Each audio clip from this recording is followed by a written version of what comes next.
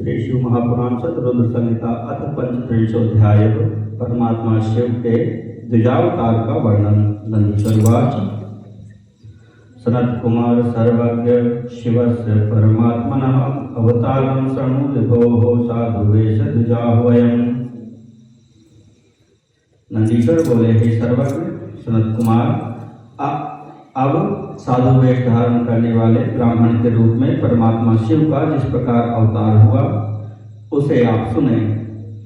मेना हिमालयोर भक्तिम शिवे ज्ञात्वा महोत्तमां चिंतामापुः सुराः सर्वे मंत्रयामासुरादरात्। मेना और हिमालय की शिव में उत्कट भक्ति देख देवताओं को बड़ी चिंता हुई और उन लोगों ने आदरपूर्वक परस्पर मंत्रणा की। एकांत भक्ताशैलश्चेत कन्यां दास्यति संभवे ध्रुवं निर्वाणतां सद्यः संप्राप्स्यति शिवस्य वै।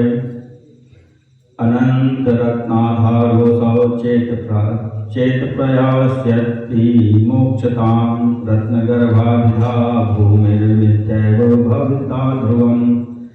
यदि शिव में अनन्य भक्ति रखकर हिमालय में कन्या देंगे तो निश्चित रूप से ये शिव का निर्वाण पद प्राप्त कर लेंगे। अनंत रत्नों के आधारभूत ये हिमालय यदि मुक्त हो जाएंगे तो निश्चय ही पृथ्वी का रत्नगर्भा यह नाम व्यर्थ हो जाएगा। स्थावरत्वं परित्यज्य दिव्य रूपं विधाय सह कन्यां शूलभृते दत्त्वा शिवलोकं गमिष्यति।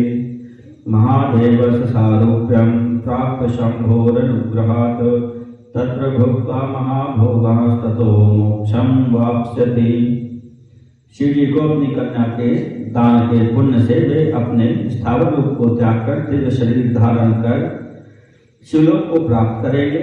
फिर शिव जी के अनुग्रह से शिव सारूप्य प्राप्त करके वहां सभी प्रकार के भोगों को भोग कर बाद में मोक्ष प्राप्त कर लेंगे।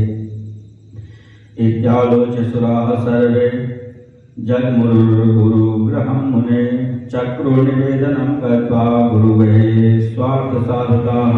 हे मुने, इस प्रकार विचार कर अपने स्वार्थ साधन में कुशल उन सभी देवताओं ने गुरु बृहस्पति के घर के लिए प्रस्थान किया। वहां जाकर उन लोगों ने गुरु से निवेदन किया। देवांशुः गुरो हिमालय ग्रहं गच्छास्मत्कार्य सिद्धये कृत्वा निन्दां महेशस्य गिरिभक्तिं निवारय। स्वश्रद्धया सुतां दत्त्वा शिवाय स गिरिर्गुरो लभेत मुक्तिमत्रैव धरण्यां सहितिष्ठतु। देवता बोले, हे गुरु, आप हम लोगों का कार्य सिद्ध करने के लिए हिमालय के घर जाइए और शिव जी की निंदा कर हिमालय के चित्त से शिव के प्रति आस्था दूर कीजिए। हे गुरु, वे हिमालय श्रद्धा से अपनी कन्या शिव को देकर मुक्ति प्राप्त कर लेंगे, किंतु हम लोग ऐसा नहीं चाहते। हमारी इच्छा है कि वे यहीं पृथ्वी पर रहें। इति देववचः श्रोत्रापोवाच च विचार्यताम्। देवताओं का यह वचन सुनकर बृहस्पति ने विचार करके उनसे कहा। गुरुवाच कश्चिन्मध्ये च युष्माकं गच्छेच्छैलान्तिकं सुराः सम्पादयेत् स्वाभिमतमहं तत्कर्तुमक्षमः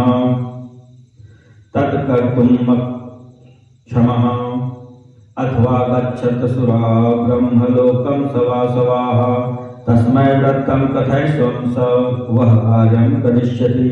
बृहस्पति जी बोले, हे देवताओं, आप लोगों के मध्य से ही कोई एक पर्वतराज के पास जाए और अपना अभीष्ट सिद्ध करे। मैं इसे करने में सर्वथा असमर्थ हूँ। अथवा हे देवताओं, आप लोग इंद्र को साथ लेकर ब्रह्मलोक को जाइए और उन ब्रह्मा से अपना सारा वृत्तांत कहिए, वे आप लोगों का कार्य सिद्ध करेंगे। नंदीश्वरवाच तच्छ्रुत्वा ते समालोच्य जगमुर्विधि सभां सुराः सर्वनिवेदयामासुः तद्व्रतं पुरतो विधेय। नंदीश्वर बोले, हे सनत कुमार, यह सुनकर विचार करके वे देवता ब्रह्मा की सभा में गए और उन लोगों ने ब्रह्मा के आगे सारा वृत्तांत निवेदन किया। अवोचत्तान् विधि श्रुत्वा तद्वचः सुविचिन्त्य वै नाहं करिष्ये तन्निन्दां दुःखदां कहरां सदा। सुरा गच्छत कैलासं संतोषयत शंकरं प्रस्थापयत तं देवं हिमालयगृहं प्रति स गच्छेदथ शैलेशमात्मनिन्दां करोतु वै परनिन्दा विनाशाय स्वनिन्दाय ससेमता। उनका वचन सुनकर ब्रह्मदेव ने भली भांति विचार कर उनसे कहा, मैं तो दुख देने वाली तथा सर्वदा सुखापहारिणी सुनिंदा नहीं कर सकता। अतः हे देवताओं, आप लोग कैलाश को जाइए, शिव को संतुष्ट कीजिए और उन्हीं प्रभु को हिमालय के घर भेजिए। वे शिव ही पर्वतराज हिमालय के पास जाएं और अपनी निंदा करें, क्योंकि दूसरे की निंदा विनाश के लिए और अपनी निंदा यश के लिए मानी गई है। नंदीश्वर वाच ततस्ते प्रयेहु शीघ्रं कैलासं निखिलाः सुराः सुप्रणम्य शिवं भक्त्या तदुरक्तं निखिला जगुः। नंदीश्वर बोले, उसके बाद वे सभी देवगण कैलाश पर्वत पर गए और शिवजी को भक्ति पूर्वक प्रणाम कर उन लोगों ने सारा वृत्तांत निवेदन किया। तच्छ्रुत्वा देववचनं स्वीचकार महेश्वरः देवांसूयापयामास तानाश्वास्य विहस्य सह। देवताओं का वचन सुनकर शिवजी ने हंसकर उसे स्वीकार कर लिया तथा उन देवताओं को आश्वस्त कर विदा किया। ततः स भगवान् शंभुर्महेशो भक्तवत्सलः गन्तुमैच्छैलमूलं मायेशो न विकारवान्।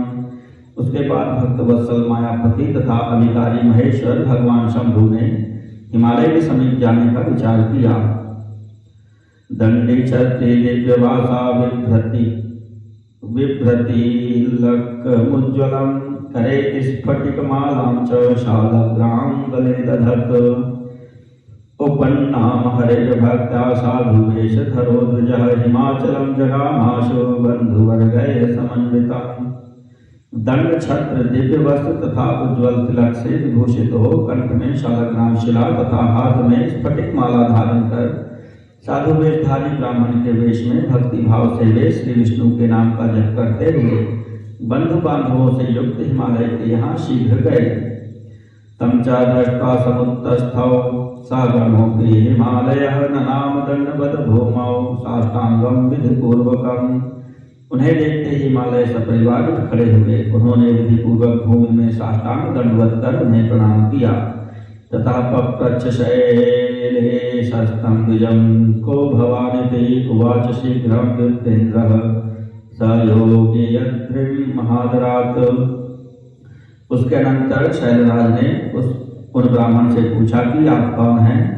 तब उन योगी विप्रेंद्र ने बड़े आदर के साथ शीघ्र हिमालय से कहा। साधु द्विजुवाच साधु द्विजाह शैलाहं वैष्णवः परमार्थत्रक परोपकारी सर्वज्ञ सर्वगामी गुरोर्बलात्। साधु द्विज बोले, हे शैलराज, मेरा नाम साधु द्विज है। मैं मोक्ष की कामना से युक्त परोपकारी वैष्णव हूँ और अपने गुरु के प्रसाद से सर्वज्ञ तथा सर्वत्र गमन करने वाला हूँ। मया ज्ञातं स्वविज्ञानात् स्वस्थाने शैलसत्तं तत्क्षणु प्रीतितो वच्मि हित्वा दम्भं तवान्तिकम्। हे शैलसत्तं, मैंने विज्ञान के बल से अपने स्थान पर ही जो ज्ञात किया है उसे प्रीतिपूर्वक आपसे कह रहा हूँ। आप पाखंड त्याग कर उसे सुने। शंकराय सुतां दातुं त्वमिच्छासि निजोद्भवाम् इमां पद्मासमां रम्यां ज्ञातकुलशीलिने। आप इस लक्ष्मी के समान परम सुंदरी अपनी कन्या को अज्ञात कुल तथा शील वाले शंकर को प्रदान करना चाहते हैं। इयं मतिस्ते शैलेन्द्र नायुक्ता मंगलप्रदा निबोध ज्ञानिनां श्रेष्ठ नारायण कुलोद्भव। हे शैलेन्द्र, आपकी यह बुद्धि कल्याणकारिणी नहीं है। ज्ञानियों में श्रेष्ठ हे नारायण कुलोद्भव, इसका विचार कीजिए। पश शैलाधिपत्वं च न तस्यैकोऽस्ति बान्धवः बान्धवान् स्वान् प्रयत्नेन प्रच्छमेनां च स्वप्रियां सर्वान् सम्प्रच्छ यत्नेन मेनादिं पार्वतीं विना रोगिणेनौषधं शैलकुपथ्यं रोचते सदा। हे शैलराज, आप भी विचार कीजिए। उनका कोई एक भी बंधु बांधव नहीं है। आप इस विषय में अपने बांधवों तथा अपनी पत्नी मीना से पूछिए। आप पार्वती को छोड़कर यत्नपूर्वक मीना आदि सबसे पूछिए, क्योंकि हे शैल, रोगी को औषधि अच्छी नहीं लगती, उसे सदैव उपत्य ही अच्छा लगता है। न ते पत्कारूपश्च पार्वती दान कर्मणि महाजना स्मरे स्मेर मुख श्रुति मात्राद भविष्यति। मेरे विचार से पार्वती को देने के लिए शंकर योग्य पात्र नहीं है। इसे सुनने मात्र से बड़े लोग आपका उपहास ही करेंगे।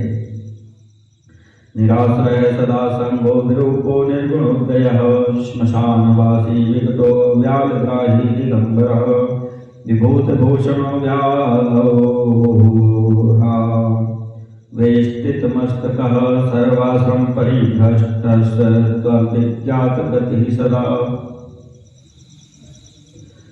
वे शिव तो निराश्रय संगरहित कुरूप गुण रहित अव्यय श्मशानवासी भयंकर आकार वाले सर्पों को धारण करने वाले दिगंबर भस्म धारण करने वाले मस्तक पर सतमाला लपेटे हुए सभी आश्रमों से परिभ्रष्ट तथा सदा अज्ञात गति वाले हैं। ब्रह्मवाच इत्याद्यत्वावचस्तथ्यं शिवनिंदा परम सहि जगाम स्वालयं शीघ्रं नाना लीला कर शिवः। ब्रह्मा जी बोले, अनेक लीलाएं करने में कुशल शिव जी की इस प्रकार शिव निंदा युक्त सत्य सत्य वचन कहकर शीघ्र ही अपने स्थान को चले गए।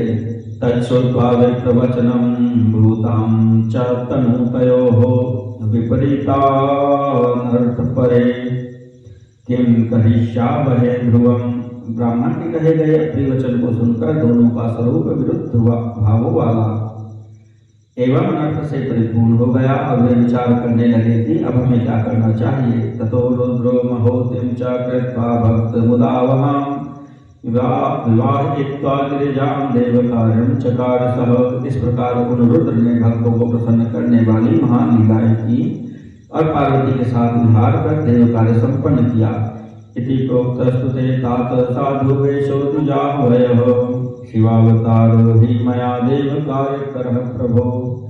हे प्रभु, इस प्रकार मैंने देवगणों का हित करने वाले साधु वेशधारी द्विज नामक शिवावतार का वर्णन आपसे किया। इदमाख्यानमनघं स्वर्गमायुष्यमुत्तमं यः पठेत् क्षणुयात् वापि सरस्वती गतिमाप्नुयात्। यह आख्यान पवित्र, स्वर्ग की प्राप्ति कराने वाला, आयु की वृद्धि करने वाला तथा उत्कृष्ट है। जो इसे पढ़ता अथवा सुनता है वह सुखी रहकर उत्तम गति को प्राप्त करता है। इति श्री शिव महापुराणे तृतीयायां शतरुद्र संहितायां साधु द्विज शिवावतार वर्णनम नाम 35 अध्यायः।